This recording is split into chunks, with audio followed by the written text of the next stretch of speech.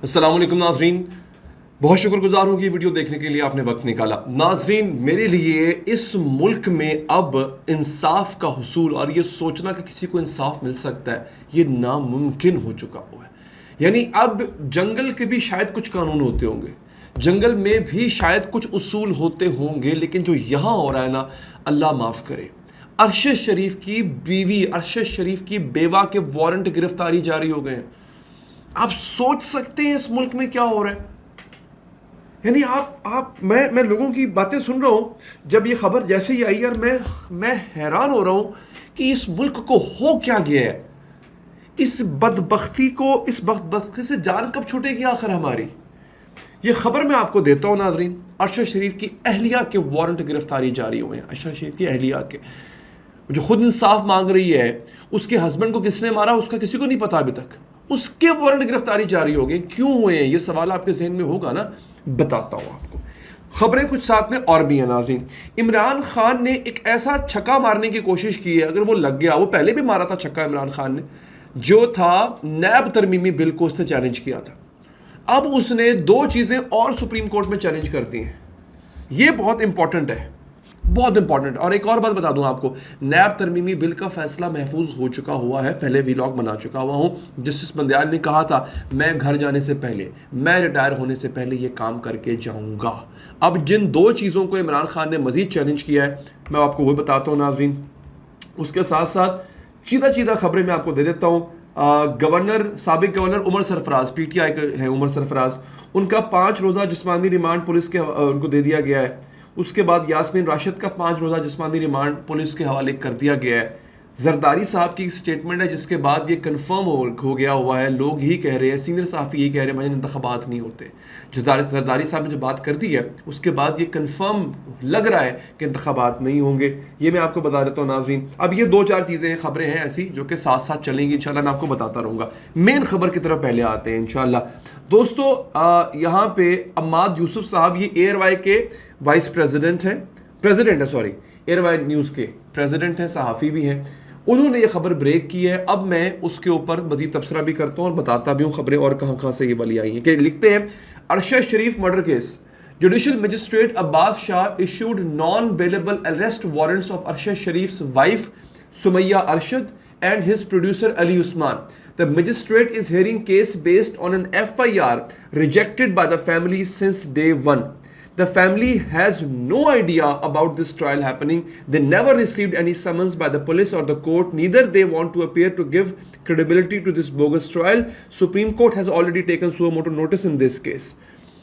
एक FIR जो कि बोगस FIR थी, उस FIR की बुनियाद पर, जिसके कभी होता है ना FIR दर्ज होती है तो फिर समन आता है आपको, या अदालत से अगर दर्ज हुई है FIR तो अदालती समन आएगा कि जनाब आप अपीयर हो, आपके खिलाफ अपीयर ये समन जारी हुआ है। कोई नोटिस नहीं आया हुआ, कुछ नहीं आया हुआ। वारंट गिरफ्तारी तब जारी होते हैं कि जब आपके खिलाफ FIR हो या दरख्वास्त जाए अदालत में और आप अपीयर ना हो, आप पेश ना हो, तो फिर नॉन बेलेबल यानी नाकाबिल ज़मानत वारंट गिरफ्तारी जारी होते हैं। उनको तो कोई नोटिस रिसीव नहीं हुआ बकौल अहमद यूसुफ साहब के, तो उनके अव्वल तो मुझे ये समझ नहीं आ रही है कि अरशद शरीफ कत्ल हुए हैं, कीनिया में कत्ल हुए, उनकी बीवी के अरेस्ट वारंट क्यों जारी कर दिया भाई। इस पर लोगों ने जो है वो एक बड़ा ही एक अफसोसनाक रद्द-ए-अमल दिया है। और ये खबर 1-2 और जगहों पर भी इस वक्त चल रही है और काफ़ी ज़्यादा चल रही है नाज़रीन। ये खबर जो है अहमद यूसुफ साहब ने भी की है, और हाँ, अभी तक अहमद यूसुफ साहब ने इसको ब्रेक किया है। साकिब खलल साहब ने भी इस पर अपना रद्द-ए-अमल दिया है। लोगों ने इस पर हैरानी का इजहार किया कि ये क्या है भाई, ये हो क्या रहा है।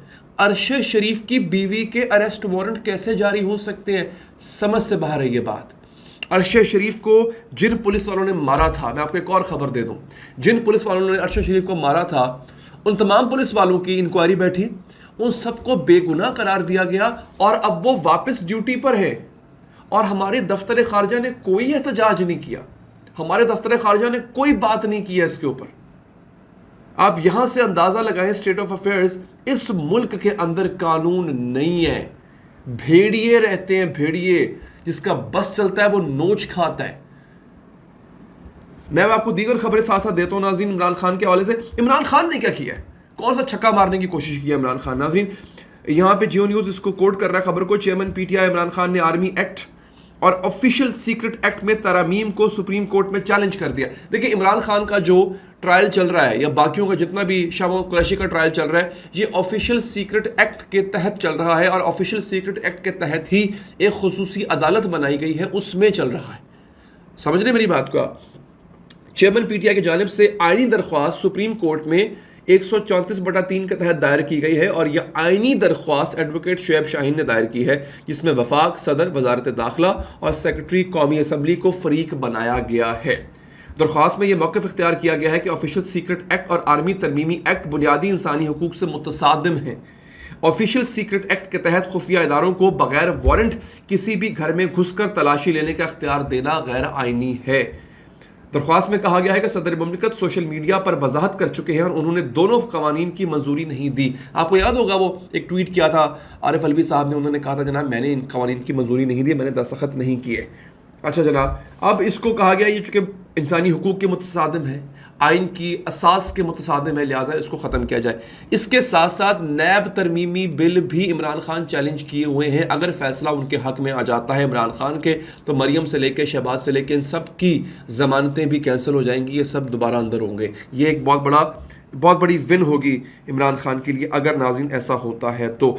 अब इसके साथ साथ इन्होंने एक और काम किया है, बड़ा अजीबोगरीब काम हुआ है नाज़रीन। आपको याद होगा पहले चेयरमैन नैब ने इस्तीफ़ा दिया था और फिर अब की खबर यह है कि इसी ओहदे पर बुराजमान prosecutor general NAB justice retired Syed Asghar Haider ने भी इस्तीफ़ा दे दिया है।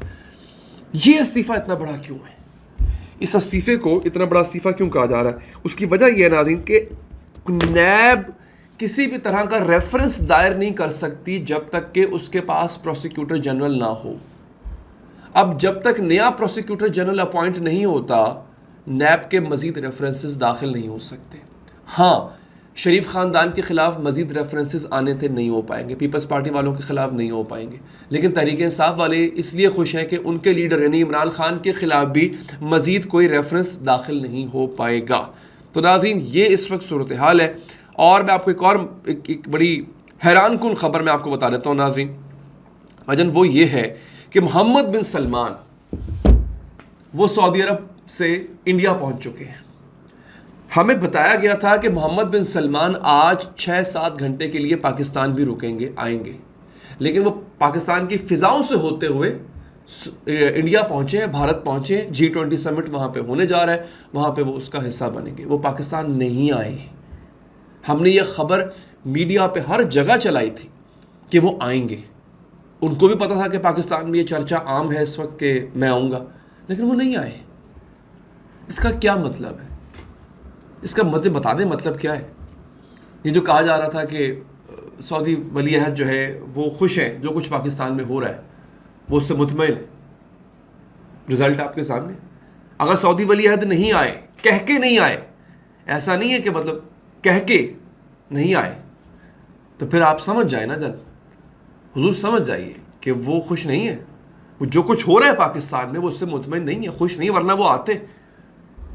तो और जैसा कि ताजरों ने कहा था कि वो इन्वेस्टमेंट भी करना चाहते हैं यहाँ पे। अगर उन्होंने अरबहा 25-30 अरब डॉलर की इन्वेस्टमेंट करनी है, फिर तो उनको चंद घंटे के लिए यहाँ पे आना चाहिए था, या आज नहीं कल कोई और दौरा शेड्यूल तो हो जाना चाहिए था ना। खबर आ जाती जनाब कि एक और दौरा जो है मोहम्मद बिन सलमान का शेड्यूल हो चुका है। नहीं, ऐसा कुछ भी नहीं है, वो नहीं आए नाज़रीन। समझदार के लिए इशारा काफ़ी होता है। अपना बहुत बहुत ख्याल रखिए, चैनल को सब्सक्राइब लाजमी कीजिएगा। अल्लाह ने के बाद।